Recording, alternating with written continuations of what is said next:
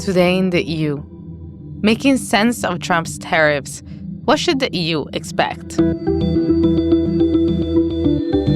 After Canada, Mexico, and China, the EU is next in firing line.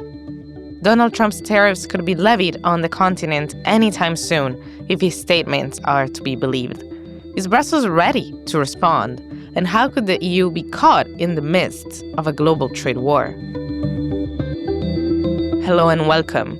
I'm your host, Giada Santana, and this is Today in the EU. Before we get to what's ahead for the bloc, things have been rapidly developing in the past 48 hours.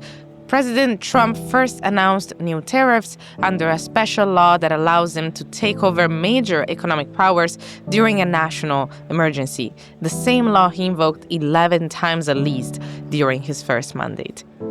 The first countries targeted were Mexico, Canada, and China on the grounds of an extraordinary threat posed by illegal aliens and drugs.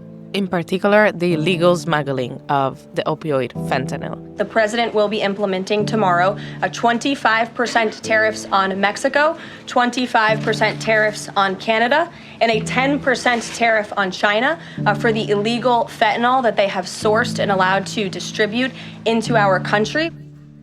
So far, Canada and Mexico have successfully negotiated a 30-day delay. China has responded with retaliatory sanctions. Now, as the next domino in a long series seems about to fall on the EU, I'm here with economy reporter Thomas Moller-Nielsen to figure out what's next. Hi, Tom, and welcome to the podcast. Thank you for having me. It will definitely happen with the European Union, I can tell you that, because they've really taken advantage of us. They don't take our cars, they don't take our farm products, they take almost nothing, and we take everything from them. The European Union it's an atrocity, what they've done. So, in front of a very loud plane, Donald Trump announced tariffs were incoming for the European Union. However, if we look at the president's strategy, there's definitely a precedent of provoking without necessarily following through. So how likely is it that the U.S. concretizes its threats against Europe this time? Well, it's a very good question, and I think it's something that is keeping European officials awake at night, or at least making them sleep significantly worse. There are two broad ways of interpreting Trump's views on tariffs, and I owe this distinction to Nicolas Poitier, who's a research fellow at Bruegel, a think tank here in Brussels. So on the one hand, there's the view that Trump regards tariffs as sort of good economics. This is a view that's also associated with his vice president, J.D. Vance. So the idea basically is you impose tariffs, you'll bring back manufacturing to the United States, and you'll also, by imposing these duties, you'll increase federal income and help to reduce the United States' sizable budget deficit. So basically the idea that protectionism is good for domestic economy.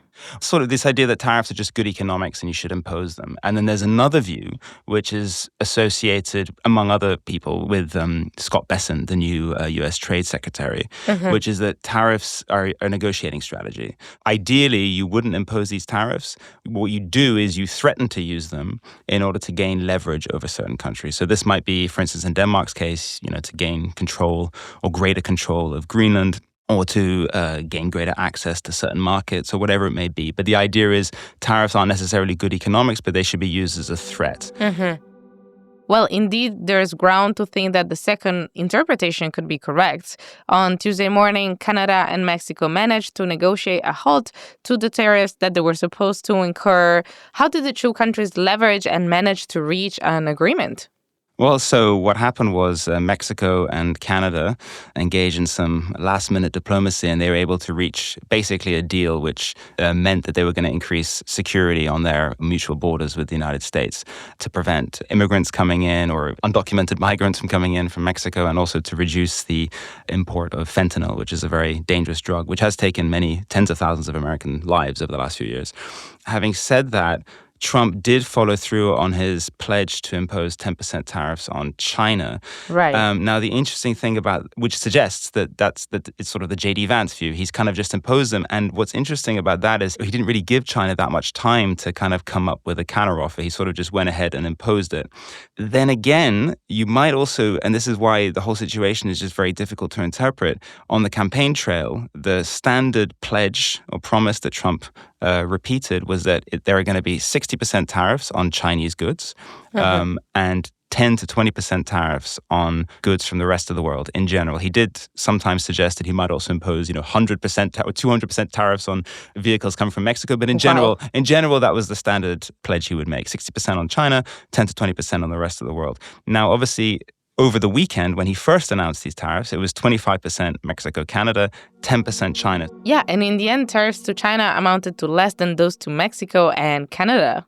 Now, what does that mean? Is that a concession to China? Yeah, Maybe. What does that mean? But now, the tariffs on China are the only ones that have gone ahead, and the tariffs on Mexico and Canada haven't. So it's very difficult to interpret what exactly is going on and whether these tariffs should be interpreted as a concession, whether they're being used as, just because they're good economics, whether they're being used as a threat to achieve some kind of deal with China. What kind of deal maybe he's trying to reach is not entirely clear.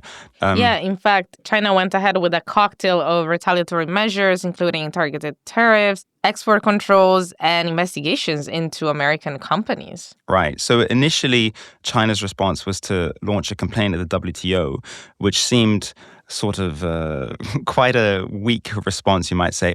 The WTO is not really a functioning organization right now. Basically, the United States has crippled it. That's the short explanation for what happened, but it's not functioning. So, China launching a complaint at the WTO against the United States, it's nothing really. It's a symbolic move. It's a symbolic move. Then again, so a few minutes after the tariffs were officially imposed on China, China responded, yes. And as you said, there were a raft of measures, so retaliatory duties on energy imports from the United States. There's an antitrust investigation against Google that they've announced. Now, Google isn't really particularly active in China, but then again, it's also a company that, well, Trump has mentioned it on the campaign trail. In fact, he has mentioned that he's upset at the antitrust investigations that the Commission has launched against Google over the last few years. He said, look, ultimately, these are American firms. That's what he said during his in his Davos speech a couple of weeks ago. The EU treats us very, very unfairly, very badly. They took court cases with Apple. They won 15 or 16 billion from Apple. They won billions from Google. I think they're after Facebook for billions and billions. These are American companies. Whether you like them or not, they're American companies, and they shouldn't be doing that. So Beijing might be taking a page out of Brussels' book. Maybe. My point is it's not entirely clear at this point to what extent China's responses taken as a whole are symbolic or whether they're really a kind of tit-for-tat retaliatory measure. Probably at this point, I would say they're erring on the side of mostly symbolic. Again, Google isn't particularly active in China. Certainly one thing is clear, which is that China doesn't want a trade war. They do not want relations to worsen, either with the United States or with Europe. I mean, for better or for worse, America is still a big market for Chinese goods, and vice versa as well. So at the end of the day, there is a logical rationale behind China's tariffs? One theory that has been mentioned as to why the tariffs on China that Trump proposed is lower than what he initially proposed, so 10% instead of 60%, is because of heavy lobbying from people like Elon Musk, who is Trump's best buddy, who has a massive Tesla factory outside of Shanghai. He's very close to the Chinese elite. And it's very possible, again, we don't have any concrete evidence of this, but it's certainly very possible to think that Musk's lobbying meant that the tariffs on China ended up being lower than they might otherwise have been. Also, I mean, it is worth noting that American businesses do not want a trade war with China.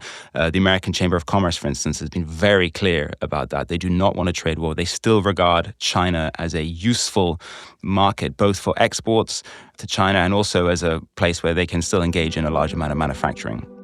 Could it also be that the strategy was that in the end only the tariffs on China would be applied, whereas a deal would be reached with Mexico and Canada?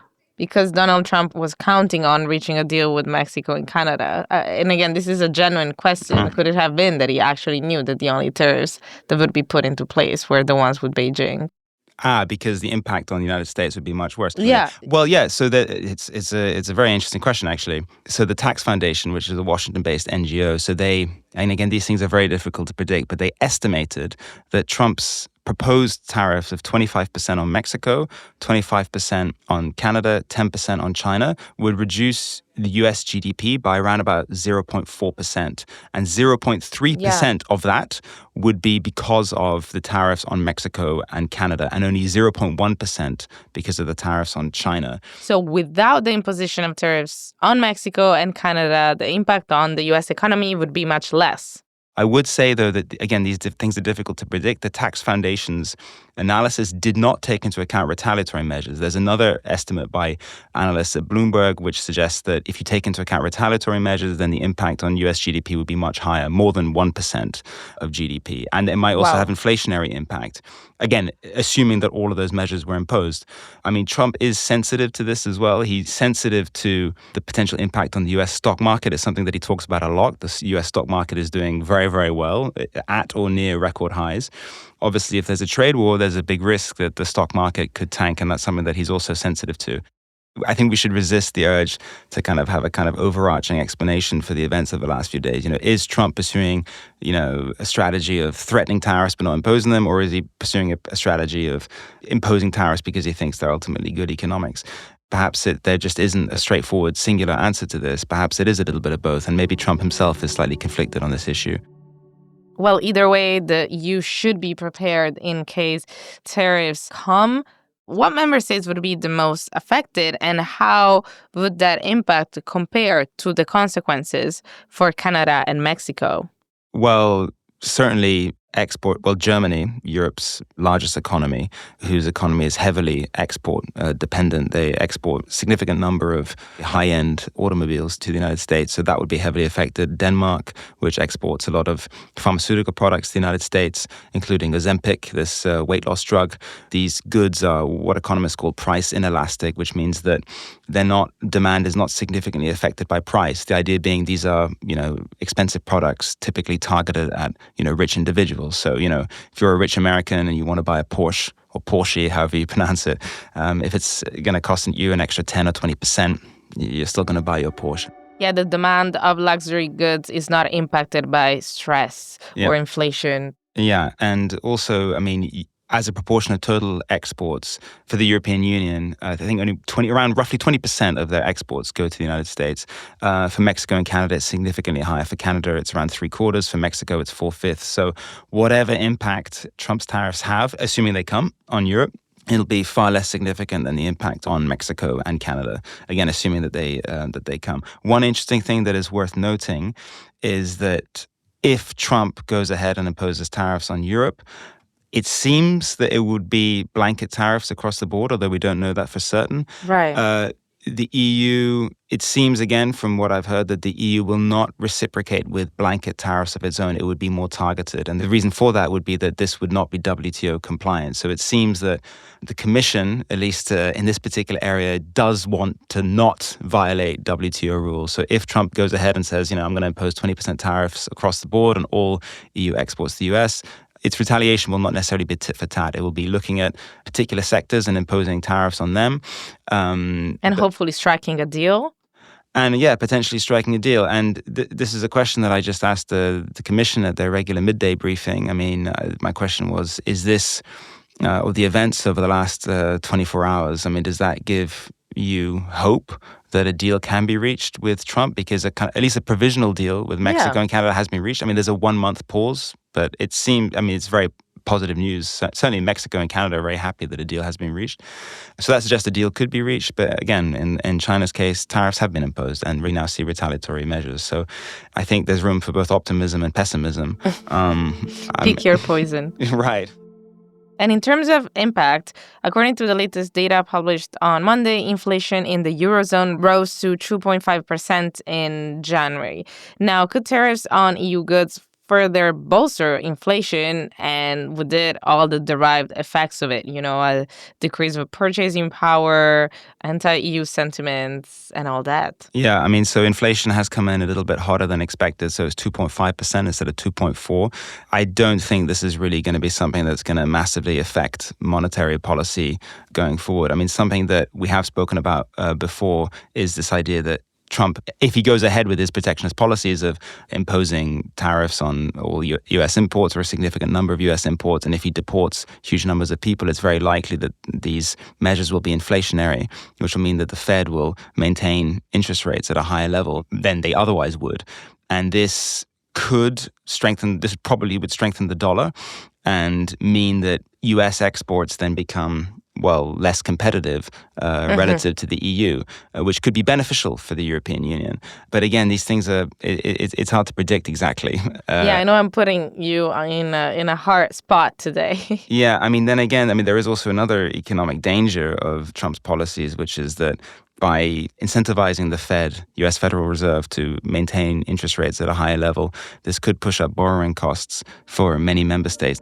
And what would that imply? According to analysts, this wouldn't necessarily trigger a Eurozone crisis, like we saw with Greece, for instance, and many other southern member states over the previous decade. But it would inflict economic damage on several member states, highly indebted member states like Italy and like France. So that's also another danger. So the amount of variables to take stock of is never ending, really. I mean, one economist has told me that trying to predict the economic impact of these tariffs is a little bit like voodoo-nomics. There are so many, you have to take into account so many factors, like what the tariff will be, how long it'll be imposed for, what the retaliatory measures will be, what the impact on monetary policy will be. Almost certainly, the impact that you can say probably, in very general terms, the impact will probably decrease global growth. It might actually boost U.S. growth slightly, but depress global growth on average. And that's massive impact. And push up inflation. Probably. Some analysts have said there is a risk that if the tariffs are high enough, this could lead to kind of global stagflation, as it's known. Could you explain what stagflation is for our listeners? So basically not much economic growth and high inflation. A little bit like the world experienced in the 1970s and 80s. Nonetheless, it's not the first time that Trump imposes tariffs. He did so during his first term as well, including specifically also targeting the European Union. So how is this different than what has happened before? I think, one obvious way in which they're different is, his tariffs on China, they're blanket and they're across the board, whereas before the tariffs were always, targeted. For instance, there were tariffs on EU steel and aluminium and things like that.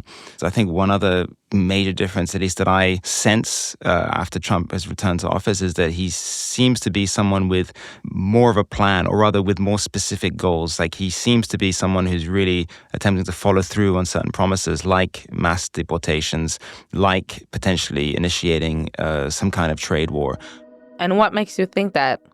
Well, one obvious reason, I think, is the fact that in 2016, his election was a major surprise, even for Trump, probably.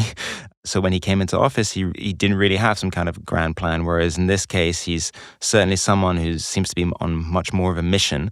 One thing that he's definitely focused on, and one thing that he does want to address, is the US's trade deficit. So the fact that it buys more than other countries, basically, than it sells.